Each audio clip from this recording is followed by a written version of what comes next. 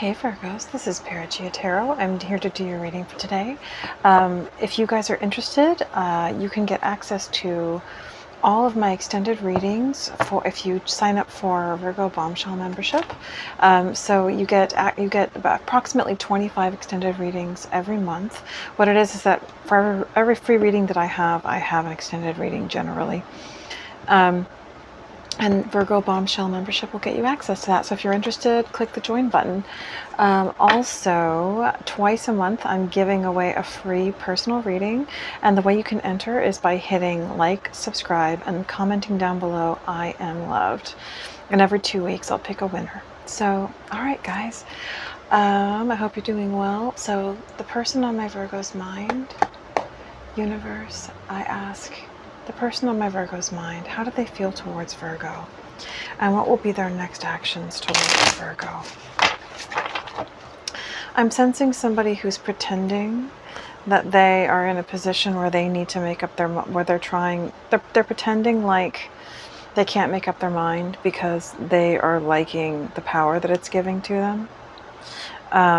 They feel like holding back and sort of playing hard to get is going to make them seem like more valuable.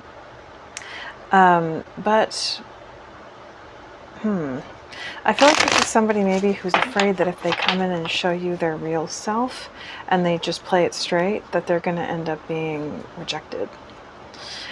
So it's almost like someone who feels like they have to play games and this is somebody who really has strong feelings for you, and there's a feeling of certainty here. So whether or not they're seeming like they can't make up their mind, they have made up their mind. Their heart is made up. But it's a fear of rejection if they are honest about how they feel. And so they're almost trying to think their way around the situation. They're trying to over-strategize, but I think that they are also seeing that inside themselves. It's kind of like they're outsmarting themselves, and they're seeing that what they're doing, like, I'm overcomplicating this just, you know, to avoid having to feel emotionally unstable kind of thing. So, how does my Virgo's person feel towards Virgo? They definitely are wanting to take action, ready to take action. They could be looking to you for a cue. King of Pentacles in the reverse. They might be worried about maybe their current circumstances. Sorry, I'm not flipping you guys off. I just had to like wipe my eye. They might be worried about their current financial circumstances. Like maybe they're a little bit unstable at the moment. Maybe, you know, they're feeling a little bit transient at the moment. Maybe they're not completely solid in a job or completely solid in their housing. But this is somebody that does definitely want to be fair to you. They want things to be equal. And so this could be another reason why they might be delaying and making a choice. Maybe they feel like it wouldn't be fair to you to draw you into instability, because they understand that you deserve, you know, stability, and you deserve a relationship where both people are giving equally. But with the Six of Wands, they could be worried about their own pride and their own. Maybe this could be somebody who has a hard time encroaching upon any kind of endeavor where they don't feel certain that they're going to succeed. That could be it. Or this person, yeah, it feels like this person could be potentially prioritizing this feeling of like needing to feel successful and like accepted and really great, because they just like don't. It's almost like they're outsmarting themselves to make sure that they don't ever feel rejection. You know, yeah. So this is why potentially they're in this place where they are acting like they can't make up their mind. It's because they're actually kind of being hard on themselves. They're making up excuses as to why they might not be good enough for you right now, or they might not have this thing or that thing, and it's really because they're just scared to take a risk emotionally. Yeah, they're guarded, and they're kind of like in denial about it. They're telling themselves that it's one thing when it's not. And I think that no matter what they're trying to tell themselves, I think something in them knows that it's not the truth. With the World in the reverse, though, with the Ten of Swords in the reverse, this is them maybe hoping that they can keep you hooked, and that you won't end it with them, despite their behavior of not, like, you know, it's like them hoping that you won't leave. And maybe potentially there could be another party that I'm not seeing massive signs of a third party or anything, but it's, you know, if there's somebody else that they need to leave, they could be delaying leaving the other person. We do have the Two of Wands here. Yeah, so Six of Swords to the Queen of Pentacles. It almost feels like they could be testing you of like, if I, like, it's almost like they're testing you of like, if they devalue you like this, are you going to stick around and deal with them, or are you going to be independent and just like do your own thing? Yeah, because with the Knight of Pentacles here, it's almost like this person's intention is to move really slow, or they just are moving really slow. But with the Nine of Pentacles to the Eight of Wands, it's like they're seeing that you have this potential to move forward and move on and move away from them. Because this feels like them understanding that, like, you're single and valuable, and if you're really fully single and on the market, that you're probably going to get snatched up really quickly. This is this person kind of not taking action and like trying to stay invested, but in a way that doesn't require actually doing something. Again, it could be potentially because they just don't want you to move on. Maybe there is a commitment that needs to be, yeah, with the Hierophant to the Justice in the reverse. This could be somebody finalizing a divorce, somebody separating from someone. It could be dealing with a Leo or a Taurus or a Libra. Yeah, but with the Strength here and the Lion, I feel like they're holding back. And that, to me, that's not fair to you. So if this person is holding back, Virgo, I think that it is your job to take care of yourself and move on. You know, anything could happen, but I feel like it's almost like it feels like this person is testing you, which is really crappy. It's like they want to see if they can get you to hold on, despite the fact that they're doing nothing. And, you know, I have to say, like, yes, of course I care about people's feelings, but I think that the excuses that they have are really stupid and childish. It's like, just take a risk. You're a grown-up. Like, it doesn't take that much, you know, if it's like, you just take a risk.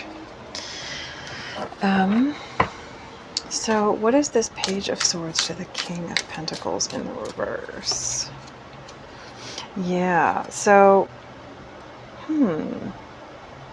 it's almost like this person could, I feel like this is an energy of this person like leaving you cold and almost testing how far they can push you, and if they will, you know, because the thing is, sometimes we can be in a dynamic with somebody who wants us around not because they want to commit to us, but because they want to use us by stringing us along. Because having multiple partners and that you're stringing along fills people with narcissistic supply and a sense of self-esteem and a sense of value that is artificial, and that's caused by the suffering of others, and that's caused by all the drama that you create by insinuating to somebody that you care for them and that you want to be with them, and then not giving them what they deserve, and then leaving them out to pasture, essentially. It's almost like if a narcissist can treat you extremely crappy and you still stick around and beg for more, it's almost like the biggest ego boost, because it's like you're telling them that, like, you're so great that I'll stick around even if I'm not getting anything. It's like you're basically making them feel like they're a supermodel. What is this Page of Swords to the King of Pentacles in the reverse?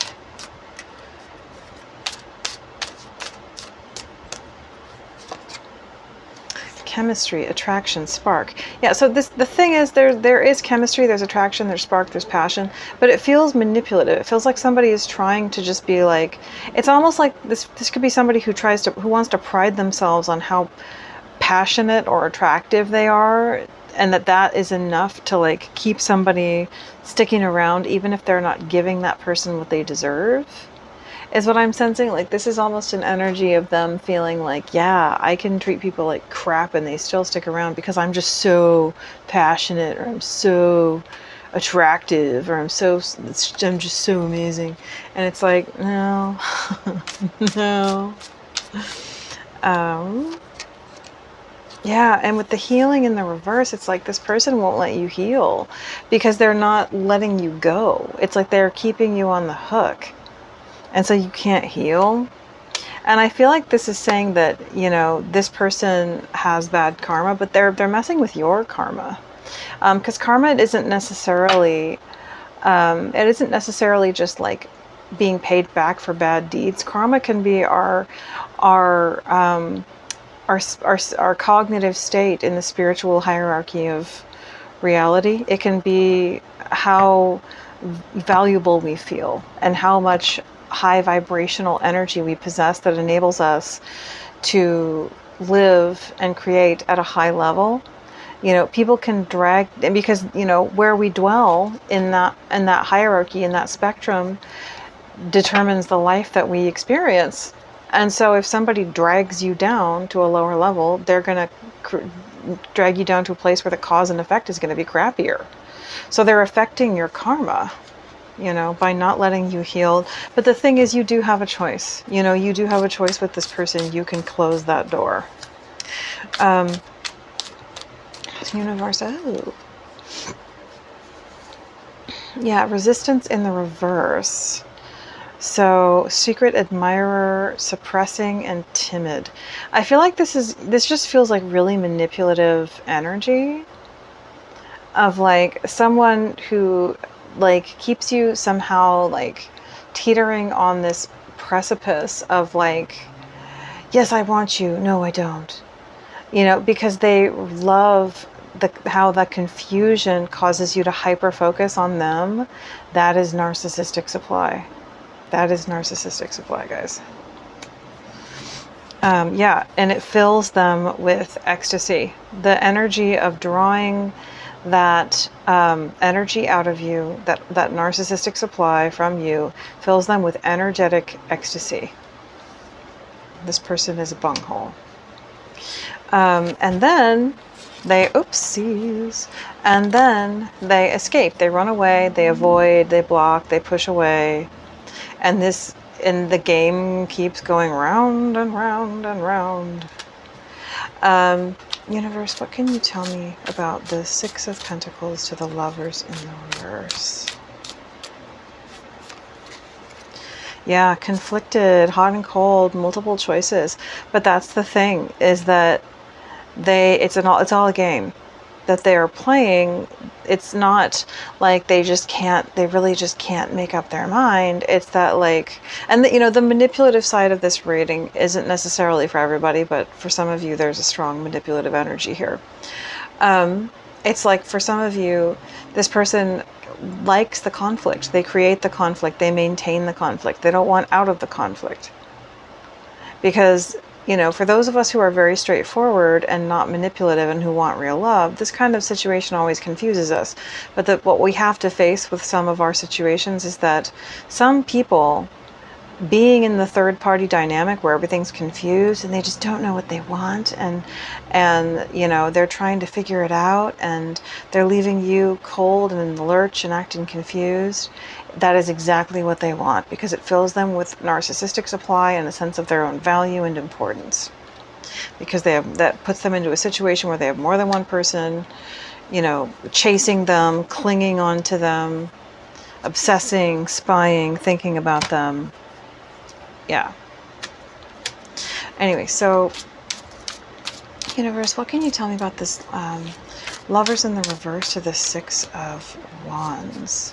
I mean, I'm just seeing potentially someone here who is like thinking about their own, for those of you who are not necessarily dealing with a super manipulative person, but just kind of what we were talking about before, like somebody who's like acting afraid to make up their mind because they're worried about rejection. This is somebody who's trying not to reminisce or dwell on the memories of the two of you. it feels like almost like somebody who's coming out of that energy and just coming into this like pride energy, because because they feel like they've gotten you to obsess over them, maybe, by pretending, you know, by basically manipulating you. Yeah, it just keeps going back to that, doesn't it? Okay, so 6 of Wands to the 2 of Wands. Yeah, so for some of you, though, who are dealing with a less manipulative partner, they feel like they have clarity on their mistakes, and they do want to be with you, but they're just a little bit over concerned with never feeling. It almost feels like, you know, it could be somebody who grew up in an environment where vulnerability or lack of emotional conquering and victory was not something that they were treated, you know, with mercy about, that they were kind of like mocked, and that they weren't made to feel like that was acceptable. And so they learned to, you know, to always push that experience out onto somebody else or onto something else, and to never be able to feel, you know, that feeling of lacking in victory, or, you know, dealing with rejection. And so it's almost like they don't have the emotional skills to cope with that.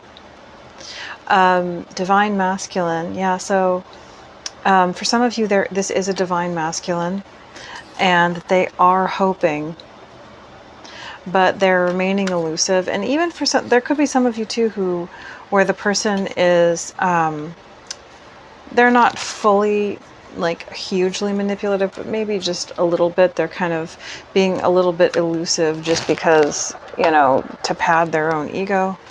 But the thing is that when you do that and you draw self-esteem from somebody, you know, hold on one sec. When you use tactics like that to try to make yourself feel better, what you're doing is you're drawing self-esteem out of another person into yourself. So you're draining another person to make yourself feel better. And, you know, that's wrong. Universe, what can you tell me about this situation with my Virgo's person? Mercury retrograde. So I would say that this person is about to come forward and communicate with you. And Mercury retrograde is happening right now, and it is about to, they could actually physically come towards you with a car. And Mercury is stationing direct on the 11th, I believe. So like in 2 days. So I think that this person could definitely show back up in your life, with communication, bringing clarity. You know, sometimes with Mercury in retrograde, we can feel stuck and confused. They might be coming to you to explain a divorce or a breakup. And something to do with someone's health could be involved.